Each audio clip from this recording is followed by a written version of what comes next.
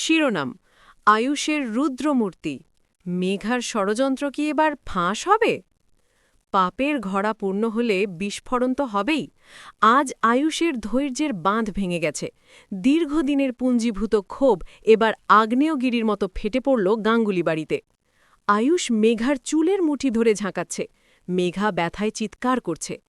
সকালে ঘুম থেকে উঠেই আয়ুষ যখন জানতে পারল যে তার কুসুম আর এই বাড়িতে নেই, তাকে অপমান করে গ্রামে পাঠিয়ে দেওয়া হয়েছে, তখন আয়ুষের ভেতরটা জ্বলে পুড়ে খাক হয়ে গেল। তার মনে পড়ে গেল কিভাবে ষড়যন্ত্র করে কুসুমকে কোম্পানির ব্র্যান্ড অ্যাম্বাসেডর পদ থেকে সরানো হয়েছিল। আর এই সব কিছুর মূলে যে মেঘা, সেটা আয়ুষের কাছে দিনের আলোর মতো পরিষ্কার। আয়ুষ তার মায়ের সামনে মেঘাকে শাসাচ্ছে। তোর জন্যই আজ কুসুম আমার থেকে দূরে।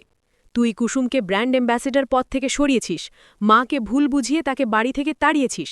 আজ তোর সব পাপের হিসেব নেব আমি। মেঘার ব্যথায় কুঁকড়ে যাওয়া মুখ দেখেও আয়ুষের মায়া হল না। ইন্দ্রাণী দেবী ছেলেকে